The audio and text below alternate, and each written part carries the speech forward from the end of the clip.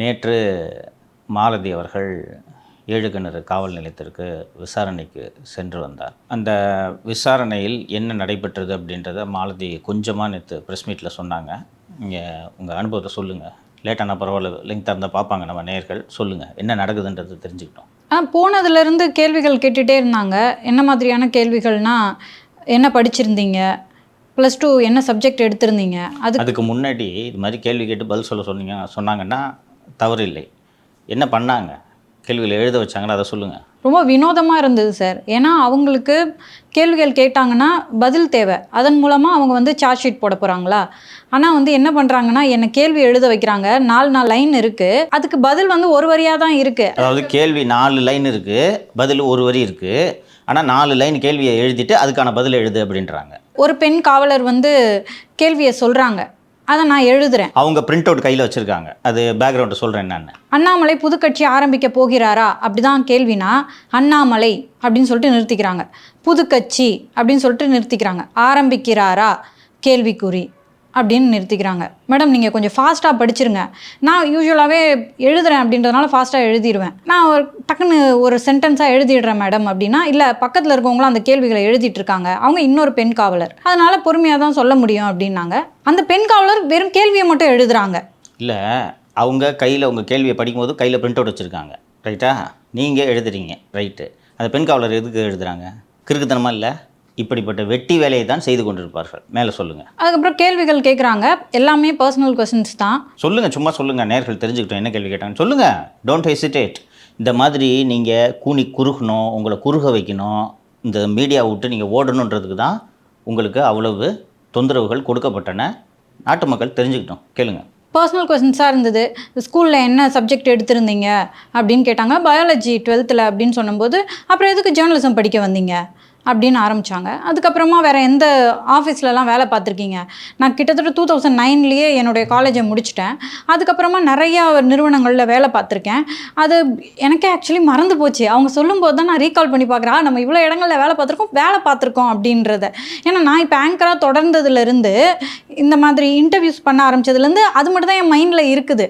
ஆக்சுவலாக நான் நியூஸ் 7 தமிழில் நியூஸ் ரீடராக ஒர்க் பண்ணியிருக்கேன். சன் டிவியில் நியூஸ் ரீடராக ஒர்க் பண்ணியிருக்கேன்.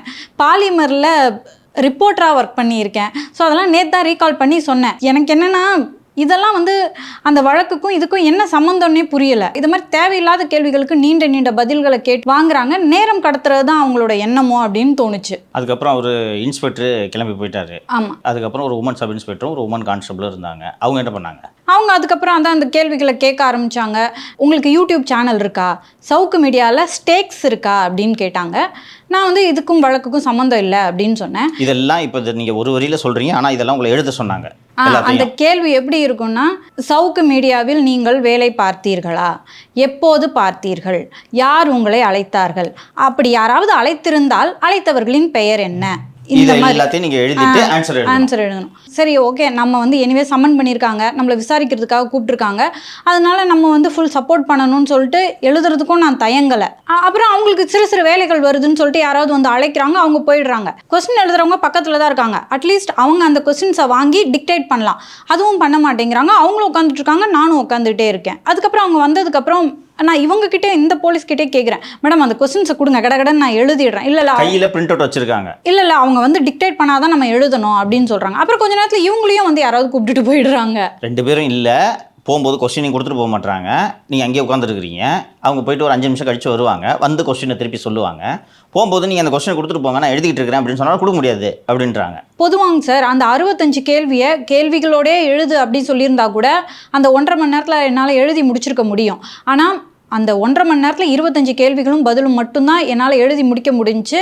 ஏன்னா அவங்க காலதாமதம் பண்ணாங்க. இந்த 25 கேள்விகளுக்கு நீங்கள் பதில் அளிச்சேன்னு சொன்னீங்க. இந்த 25 கேள்வியில் அந்த வழக்கு என்ன வழக்குன்னா, நீங்கள், நான் மற்றும் லியோ 3 பேரும் சேர்ந்து 5 பேர் கொண்ட ஒரு கூலிப்படையை பயங்கர ஆயுதங்களோடு, அந்த பாத்திரக்கடைக்காரரோட கட்சி இருக்குல்ல, பிஎஸ்பி கட்சி, அந்த பிஎஸ்பி கட்சியோட நிர்வாகி சுரேஷ் என்பவரை கொலை பண்ணுறதுக்கு ஆயுதங்களோடு அவர்களை அனுப்பியதாக தான் இந்த வழக்கு. இந்த குற்றச்சாட்டு சம்பந்தமாக நீங்கள் பதிலளித்த அந்த 25 கேள்விகளில் ஒரு கேள்வியாவது இருந்ததா?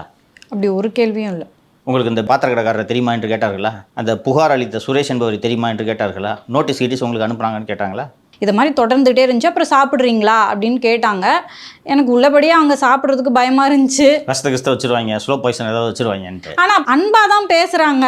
அன்பாக பேசிக்கிட்டே விஷத்தை கொடுத்தா விஷம் தானே. நான் சாப்பிடலை அப்படின்னு சொல்லிட்டேன். அதற்கு பிறகு எழுந்து வெளியே வந்து விட்டீர்கள் இல்லையா? நான் வெளியில் காத்திருந்தேன். நான் சொல்கிறேன் மீதி நடந்ததை. நேயர்களே, தெரிந்து கொள்ளுங்கள் எதற்காக இந்த விசாரணை நடைபெறுகிறது என்று. அவங்க மாலதி சங்கடப்பட்டுக்கிட்டு சில விஷயங்களை தவிர்த்துட்டாங்க. நானும் அதை பற்றி சொல்ல விரும்பலை. இதற்கும் இந்த வழக்குக்கும் என்ன சம்பந்தம்? கூடுதலாக இன்னொரு விஷயத்தையும் சொல்கிறேன். நான் இந்த கேள்விகளை ஒரே ஒரு கேள்வியை கூட அந்த வழக்கின் புலனாய்வு அதிகாரியான 7 கிணறு காவல் ஆய்வாளரோ அங்கே இருந்த பெண் உதவி ஆய்வாளர்களோ ஒரு கேள்விகளை கூட அவர்கள் தயார் செய்யவில்லை. இந்த மொத்த கேள்விகளும் ஐஸ்கிரீம் அதிகாரிகள் தனிப்பட்ட முறையில் தயார் செய்யப்பட்டு இந்த காவல் நிலையத்திற்கு கொடுக்கப்பட்டு கேட்கப்பட்ட கேள்விகள் தான் இது. ஸோ விடாமல் உங்கள் மாலதியை இப்படி டார்ச்சர் பண்ணணுன்ற நோக்கம் என்னென்னா, மாலதி நிலை குலைந்து போய் எப்போ ஆளை விட்ற சாமி, நான் வரல, அந்த வேலைக்கு வரல, நான் வேலைக்கு வர்றதுனால தான் போகுங்க. ஒரு ஆங்கரு பல நிறுவனங்களை வேலை பார்க்குறேன்னு சொல்கிறாங்க. இது தேவையா அவங்களுக்கு? இன்றைக்கி சென்னையில் வேலை செய்கிற ஏதாவது ஒரு ஆங்கர், ஒரு உமன் ஆங்கர் இந்த ஹாரஸ்மெண்ட்டை சந்திக்கிறாங்களா? நீ ஏன் சவுக்கு மீடியாவில் செய்கிற? அப்படி தான் பண்ணுவோம். சரி, இவ்வளவு கேள்விகள் துருவி மாலதியும் என்னையும் கேட்கிறீர்களே, அந்த ஆயுதங்களோடு போய் கொலை பண்ணுறதுக்கு போனாங்களா? அந்த 5 பேர் கண்டுபிடிச்சிங்களா? அவங்கள பிடிச்சிட்டுல நீங்கள் இங்கே வரணும். உங்களை யார் ஏவி விட்டதுன்னு. ஸோ இவர்களது நோக்கம் என்னவென்பதை மக்கள் தெரிந்து கொள்ள வேண்டும். எந்த அளவுக்கு இந்த ஐஸ்கிரீம் அதிகாரியோட மனநோய் முற்றிவிட்டது என்றால், முத்திடுச்சுன்னா சுத்தமாக முத்திடுச்சு. தம்பி சரியாக நவம்பர் 1 அன்று ஊடகங்களில் ஒரு செய்தி வெளியானது, எல்லோருமே பார்த்துருப்பார்கள். சென்னை கொளத்தூர் பகுதியில் குடித்து விட்டு போதையில் ரோட்டில் போகிற வரவங்களெல்லாம் ஒரு 2-3 பேர் வெட்டினாங்க. பார்த்துருப்பீங்க நியூஸ். நீங்கள் பார்த்தீங்களா?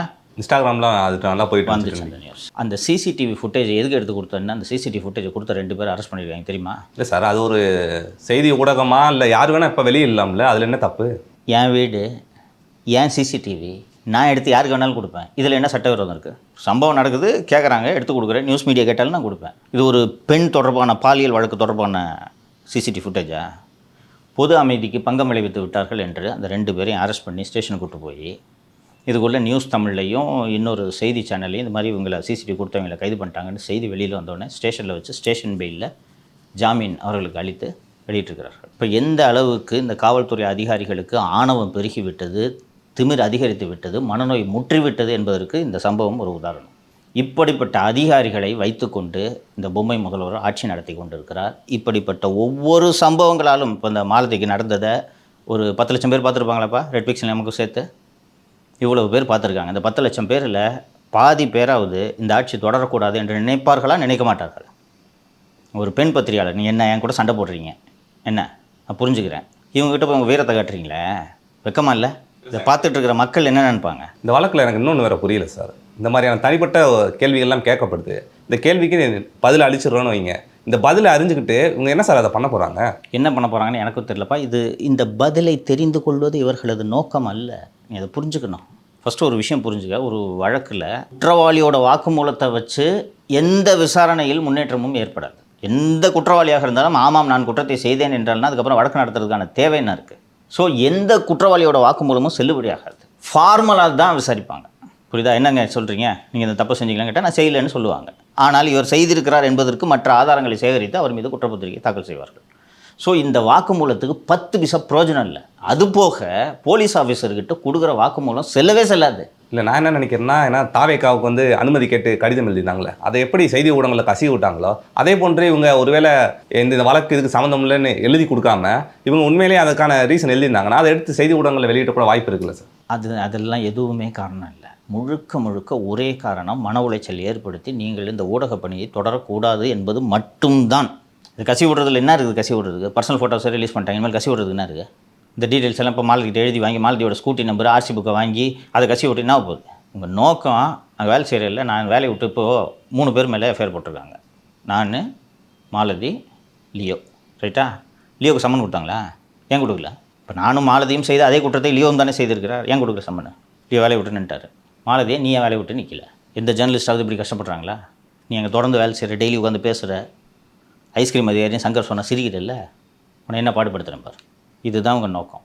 மக்கள் பார்த்து கொண்டிருக்கிறார்கள், உரிய விடையை அளிப்பார்கள். சார், நேற்று எஸ்ஓபி ஃபார்ம் பண்ணுறதுக்கான அனைத்து கட்சி கூட்டம் நடந்துச்சு. அது முடிஞ்சோடனே சிறு கட்சிகள்லாம் ரொம்ப கொந்தளிப்பை ஏற்படுத்தினாங்க. அப்படி என்ன சார் நடந்துச்சு? ஒரு வரைவு எஸ்ஓபி அனைத்து கட்சிகளுக்கும் பகிரப்பட்டது.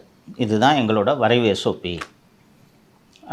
இது பற்றி உங்களது கருத்துக்களை விரைவாக அநேகமாக நவம்பர் 10 என்று நினைக்கிறேன், அதற்குள் நீங்கள் தெரிவிக்க வேண்டும் அப்படின்ட்டு வரைவு எஸ்ஓபியை பகிர்றாங்க. அந்த வரைவு எஸ்ஓபியில் இருப்பது என்னவென்றால், குறைந்தபட்சம் 2 லட்சம் ரூபாய் முதல் அதிகபட்சம் 20 லட்சம் ரூபாய் வரை ரோட் ஷோ நடத்துறதுக்கு வைப்புத் தொகையாக டெபாசிட்டாக செலுத்த வேண்டும்.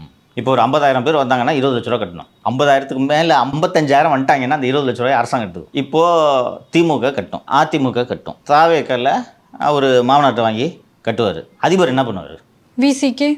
விசிகே நேரடியாக எதிர்ப்பு தெரிவித்து விட்டார்கள். ரோட் ஷோவே கூடாதுன்றாங்க. அவங்க அடுத்த கட்டத்துக்கு போகிறாங்க. இந்த மூட்டைப்பூச்சிக்கு பயந்துட்டு வீட்டை கொளுத்துவது என்று ஒரு பழமொழி சொல்வார்கள். அதுபோல தான் இது. யூ லுக், யாராலையும் இந்த மாதிரி பணம்லாம் கட்ட முடியாது. சரி, கட்டுறாங்க. இந்த ரூலு ஃபிக்ஸ் ஆகிடுச்சு, ரைட்டா? இப்போ இதை செயல்படுத்தணும். திமுக ஒரு கூட்டம் நடத்துது. இப்போ கரூர்லேயே இது போல் ஒரு திமுக கூட்டம் நடந்துச்சுன்னா செந்தில் பாலாஜிக்கு எத்த காட்டுறதுக்கு எவ்வளோ மாதம் கூட்டுவார்? 50,000 பேர் வருவாங்கன்னு சொல்லிட்டு 1 லட்சம் பேர் வந்துட்டாங்க ஒரு வாதத்துக்கு வச்சுக்குவோம். இப்போ திமுக கட்டின அந்த 20 லட்சம் டெபாசிட்டை ஃபோர்ஃபிட் பண்ணுவாங்களா? அதிமுக நாளைக்கு ஆட்சிக்கு வருது. அதிமுக ஆட்சியில் இது போல் 50,000 பேர் வரான்னு சொல்லிட்டு 1 லட்சம் பேர் வந்துட்டாங்க. அதிமுக அந்த டெபாசிட்டை ஃபோர்ஃபிட் பண்ணுமா? அந்த பண்ணுற வேலையை செய்கிறது யார்? இந்த மாவட்ட எஸ்பி மற்றும் மாவட்ட ஆட்சியர் செய்வார்களா?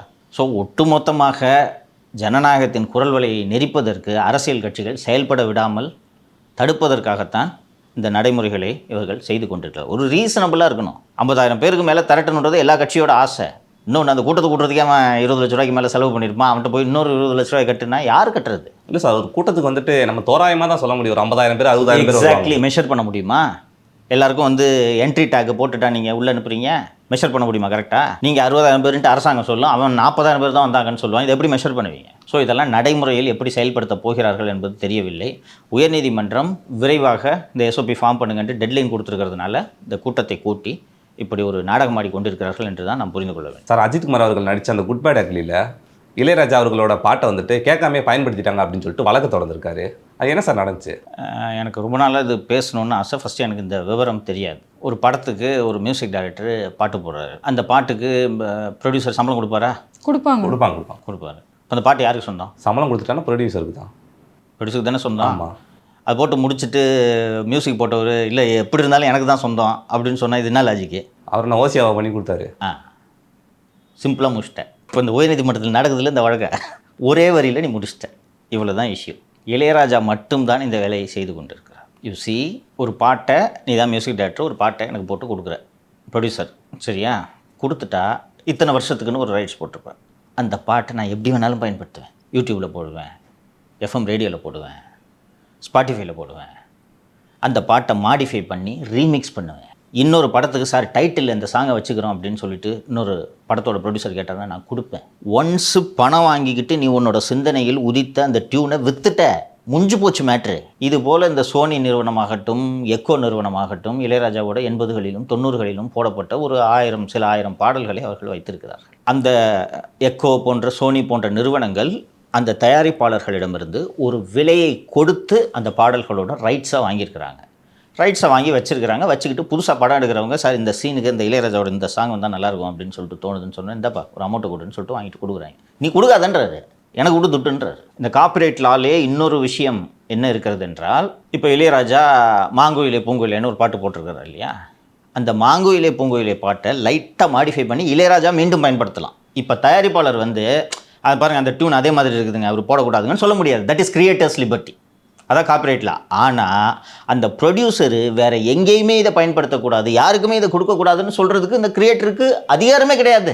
இதை ஒரு பொழப்பாகவே வச்சுன்னுக்கிறார் இளையராஜா. இதோட எத்தனை கேஸ் போட்டார் ஞாபகம் இருக்கா? இப்போ ரீசெண்டாக வந்த படத்தில் கூட ஏதோ ஒரு இந்த டியூடு படத்தில் கூட ஏதோ ஒரு பாட்டு வந்துச்சு, கருத்த மச்சான்ட்டு ஒரு பாட்டு இந்த டியூடு படத்தில், அதுக்கு ஒரு கேஸை போட்டு விட்டார். இதே பொழப்பாக இருக்கிறார். இந்த கப்பை நான் காசு கொடுத்து வாங்கிட்டேன், வாங்கினதுக்கப்புறம் ஓனர் நீ இதை இவனுக்கு காஃபி கொடுக்கக்கூடாது. எக்ஸாக்ட்லி. இன்னும் எளிமைப்படுத்தி சொல்லிட்டாங்க. இன்னும் எளிமைப்படுத்தி சொல்லணும்னா இது போங்காட்டம் இளையராஜா ஆடுறது. எனக்கும் காப்பிரைட்ஸ் பற்றி தெரியாது. ஸோ இந்த காப்பிரைட் சட்டங்கள் பற்றி தெரிந்த இது ஒரு தனி ஏரியா ஆஃப் லா, சரியா? அந்த வழக்கறிஞர்கிட்ட கேட்டேன் நான், சார் இது என்ன தான் சார் எனக்கும் தெரில சார், எப்படி சார் இது? ஏன்னா ஒரு ப்ரொடியூசரு சம்பளம் கொடுக்குறாரு, ஒவ்வொரு படத்துக்கும் இளையராஜாவுக்கு டியூன் போடுறதுக்கு சம்பளம் கொடுக்குறாரு. சம்பளம் போட்டு அந்த பாட்டை நான் வாங்கிடுறேன், வாங்கிட்டு அந்த ப்ரொடியூசர் யூஸ் பண்ணக்கூடாதுன்னு சொல்லிட்டு இப்படி கேஸ் போட்டால் என்ன சார் அர்த்தம் அப்படின்னு சொல்லிட்டு நான் கேட்டேன். இளையராஜா பண்ணுறது தான் சங்க தப்பு, இதான் லா அப்படின்னு சொல்லிட்டு எனக்கு சட்டத்தை சொல்லி கொடுத்தாரு. இதை மக்களும் தெரிந்து கொள்ள வேண்டும். இளையராஜா பக்கம் தான் நியாயம்ட்டு சொல்லிட்டு இருக்கிறாங்க, அவர் பக்கம் நியாயமே கிடையாது. இதை மக்கள் தெரிந்து கொள்ள வேண்டும்ன்றதுக்காக தான் இதை சொன்னது. இந்த மாதிரி வேறு எந்த இசையமைப்பாளரும் பண்ணுறது இல்லையா? பண்ண மாட்டாங்க, பண்ணக்கூடாதுப்பா. ஆங்கில படம் ஒன்று பார்த்தேன் நான், அந்த பேர் எனக்கு நினைவில்லை. ஏஆர் ரஹ்மானோட அந்த உயிரை படத்தில் வர செய்ய செய்யா பாட்டு அந்த டைட்டில் ரோலில் ஓடிச்சது. இது எப்படின்னு கேட்டால், ஏஆர் ரஹ்மான் சாங்கை போட்டு ஒரு நிறுவனத்திற்கு ஆடியோ ரைட்ஸை சோனிக்கு விற்கிறாரில்ல, சோனி அதை விற்கிறாங்க. இப்போ ரஹ்மான் போயிட்டு நீ அந்த படத்தில், அந்த ஆங்கில படத்தில் அதை பயன்படுத்தக்கூடாதுன்னு கேட்க முடியாது. சோனிக்கு நீ வித்துட்டு அதோடு முடிஞ்சு போச்சு வேலை.